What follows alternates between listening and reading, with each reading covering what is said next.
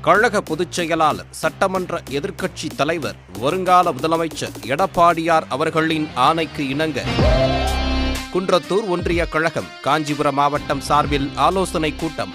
குன்றத்தூர் ஒன்றிய கழக செயலாளர், முன்னாள் ஸ்ரீபெரும்புதூர் சட்டமன்ற உறுப்பினர் கே. பழனி அவர்களின் தலைமையில் நடைபெற்றது.